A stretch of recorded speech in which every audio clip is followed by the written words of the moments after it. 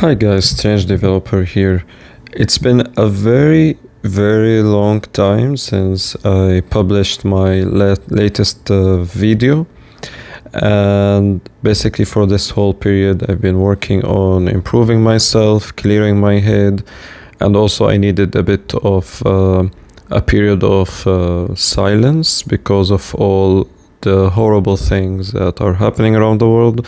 However, I'm not going to dive into what's happening around the world, but rather to focus on today's topic, which is how does hiring looks like in 2025. So unfortunately, so far from my point of view, the job market, specifically in tech and technology, is still looking quite grim when we talk in terms of hiring and demand on developers, etc. One of the saddest things I have noticed is how many developers have basically quit development or changed their profession altogether just because of, let's say, there is a bit of what we call a fluctuation in demand. And the thing is, which a lot of people don't understand, is demand on technology and development, especially in this age of digital transformation, is only going to increase. It's not going to decrease. So you have to understand, just because of a couple of companies are not hiring, it doesn't really mean that the tech industry or tech market is going away. And you need to understand that tech has become a part of our lives, and it's everywhere around the world, literally everywhere around the world. Even if you live in a forest and you are trying to live, with just sticks and wood and doing everything, the old-fashioned way, you are still at a certain point using tech. You might have a digital watch, you might have a digital phone, and yes, it doesn't matter if it's an old phone, a Nokia phone. By the end of the day, tech is a part of us and part of the world, and it's not going away anytime soon. However, yes, hiring in 2025 kind of sucks, and also given the fact that the tech recruitment process is still broken for 20 plus years. So we really have to approach this, the topic of finding a job in tech, in a more nuanced way.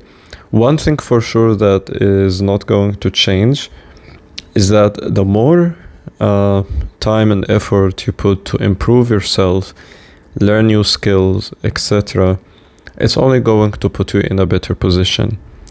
I completely disagree with the notion that the rise of AI is a threat to developers, and I think it's over-exaggerated to a certain extent. Because the AI, regardless of whatever kind of AI or how advanced it is, you still need problem solvers. You need creative people who are thinking outside the box, and people who will basically solving problems. AI cannot come up with creative solutions, and this is because AI is trained based on pre-existing solutions, and this is what a lot of people don't get or don't understand. So again, the rise of AI is not really a threat the way that people think or kind of believe it is. And I think that we really need to stop circulating the idea that AI is going to replace engineers and developers and doctors, because this is not going to happen. And maybe if we get to a point where AI is so self-conscious that it is capable of coming up with its own solutions, then maybe we can begin talking about it. But till now, we really cannot say any of that. You are not going to put a patient with an AI robotic doctor And we have seen quite often how many mistakes these AI models will make. So people losing their lives because a self-driving car like decided that a certain object is not a human and it just drives through it, and which leads to accident and death. So no, AI is still not a threat, and even if AI will rise, even if AI will be so sophisticated and so advanced, it's not going to replace us. AI is only going to work with us, which is a completely different, let's say, formula or expectation from basically what is from the fantasy scientific fiction that is being circulated around the world and social media and so on. So it doesn't matter how good or how smart the AI will be. It doesn't mean that companies are going to hire less people or going to basically cut down on the number of developers who will work. Yes, it will make us more efficient, but at the same time, it will make us actually focus on more important topics. So the hiring problems and basically in tech is purely economic. It has nothing to do with AI. It has nothing to do with whatever is the sentiment towards developers and tech or AI. It's simply economic. And this is what people don't understand. And the reality is, to call yourself a software engineer, believe me, 100% of software engineers, almost all software engineers, do not have a full grasp on every single topic or subject that a software engineer is supposed to understand. What do I mean? Basically, for you personally, you will always find an interesting topic which you could improve yourself with, learn more, and basically be even more productive and more efficient at what you do. And this is why I've been solving lead code challenges for over a year. But let's just note aside, I'm not doing lead code because I want to excel at a job interview, but I'm doing it because whenever I'm solving a new problem, I'm keeping my mind sharp, my problem-solving skills being sharp, and at the same time, quite often you will run into algorithms that you may have not been exposed to in real life. And many of them, some of them could be anywhere from easy to medium to difficult. So basically, the more you expose yourself to more stuff, the more you dive deeper into it.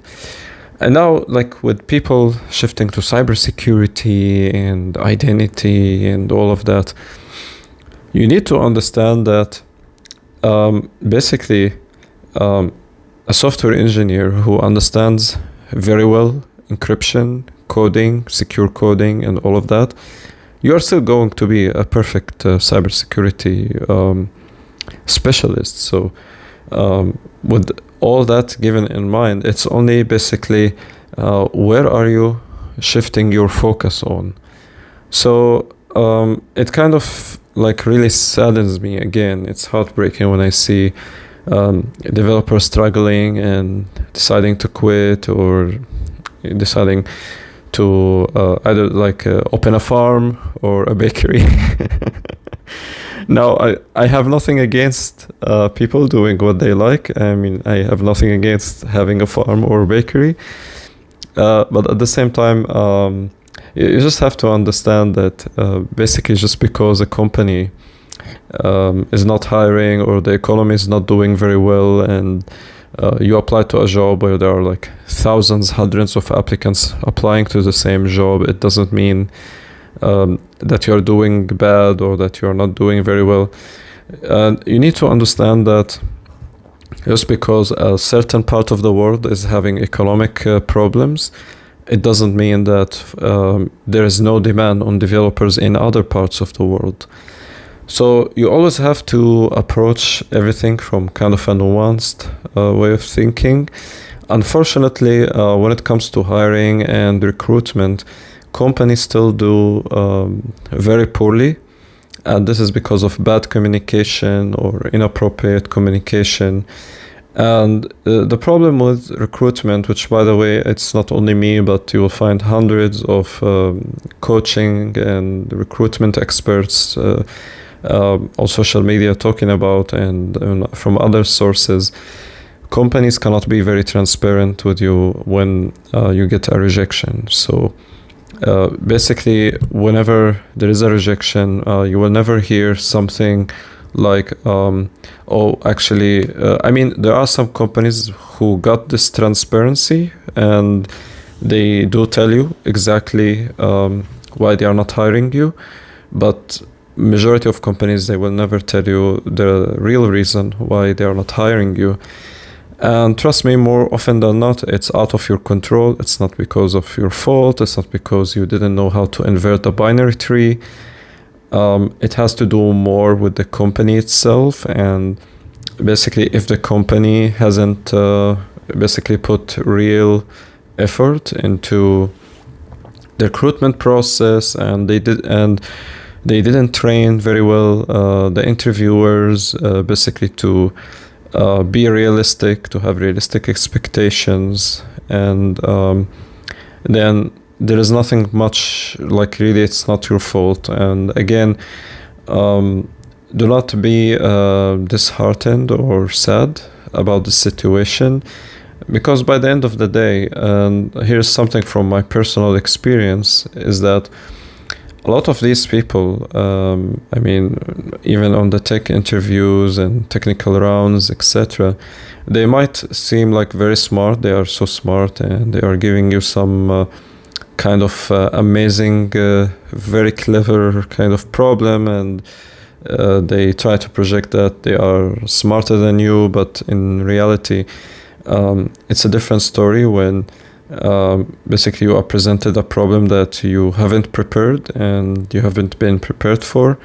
And I did actually quite often on some tech rounds, find that the interviewers themselves are making mistakes. And but out of politeness, I never actually raise the question. I never tell them that no, you are making a mistake on a technical round.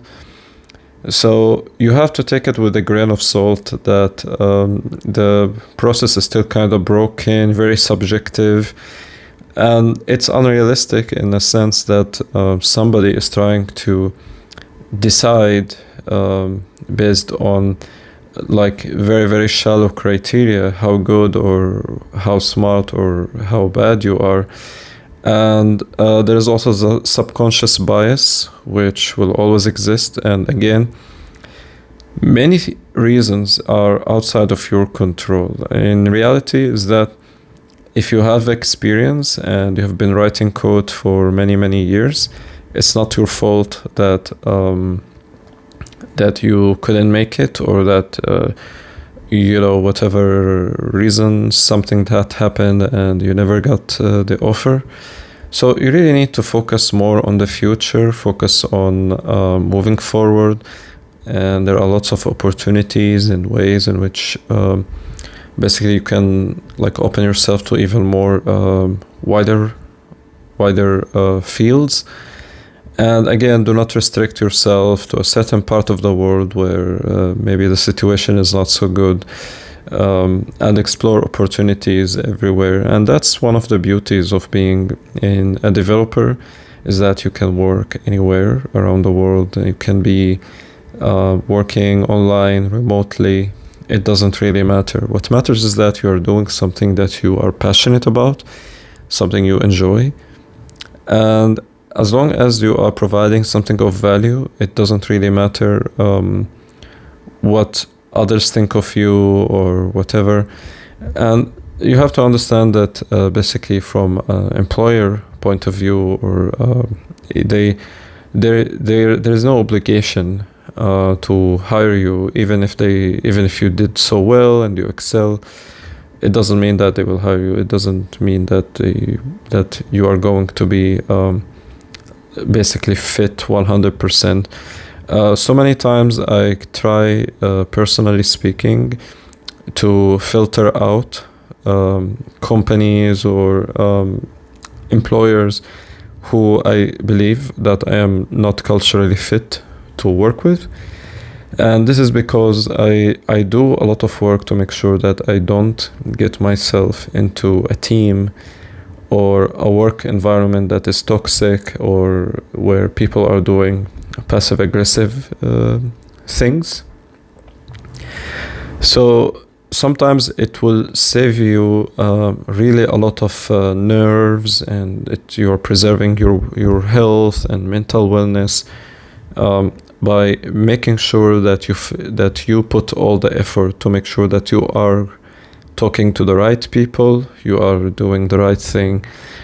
Unfortunately, it's very difficult to find a place where that meets all of the checkboxes, and more often than not, you will need to do some compromises, and sometimes you have to be very flexible in how you approach those things.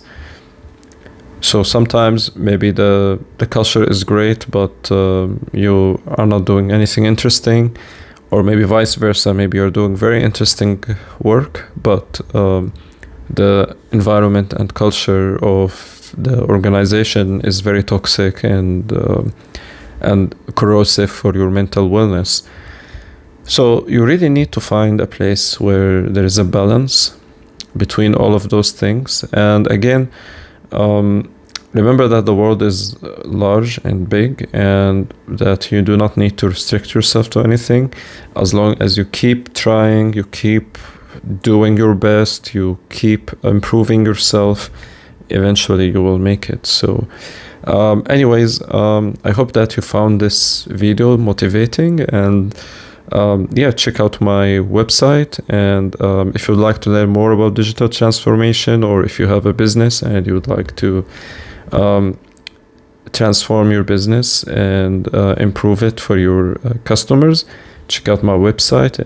I offer consulting services for free, and basically I can help you with any development or automation that might help your business grow and make things much more efficient. So anyway, have a nice day, everyone, and speak to you soon.